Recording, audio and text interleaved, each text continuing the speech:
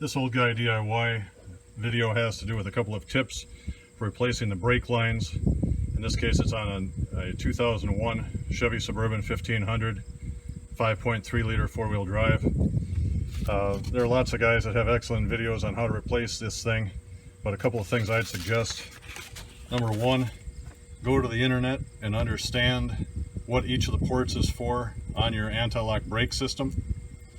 Number two, when it comes to the master cylinder, know, in my case, this is for the front brakes and this is for the rear brakes. So you need to understand which of these ports is front and rear.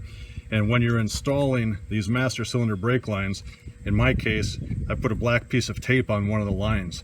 So when you're down there on your back looking at that ABS unit and trying to remember which one is this, it makes it easy for you.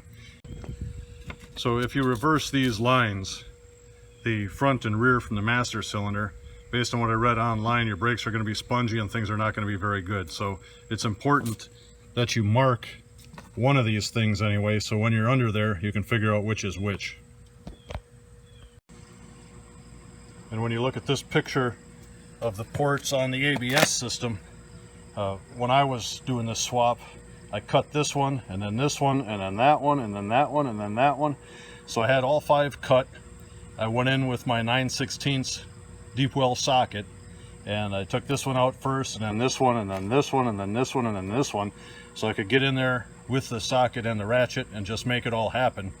And when putting in the new lines, I started with the rear, and then I did the right front, and then I did the left front, so that way I could reach in there with full-size sockets, a 9/16 open end, and then the regular line wrench. But I could use full length. I didn't have to worry about stubbies or taking an 8-degree arc or whatever else. And then I put these 2 in last. So anyway, it all works. I had not tightened the right front up completely, so when I tested my system, I had a leak there. So to access that one so I could tighten it, I had to remove this one here and then bleed it all again. But if you just take all 5 out and then start at the top right, work your way around, it's nice using full-size wrenches.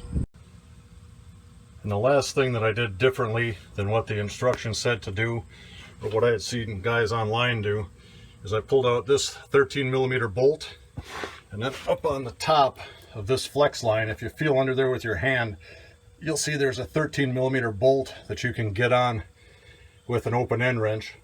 And I took that 13mm out, and that way when it was time to replace these lines, I simply cut the old line that was here, and I cut this side, and I cut the other side, and then I was able to take this complete unit out and just take it to the bench. Particularly that fitting up on top was a bear to get out.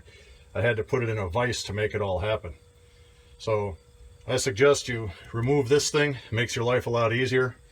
The Dorman pre-bent lines fell in place pretty nicely once I understood what I was trying to do. And although the job sucks, it's done, and I probably saved $800 or $1,000 by doing it myself. Have a good day.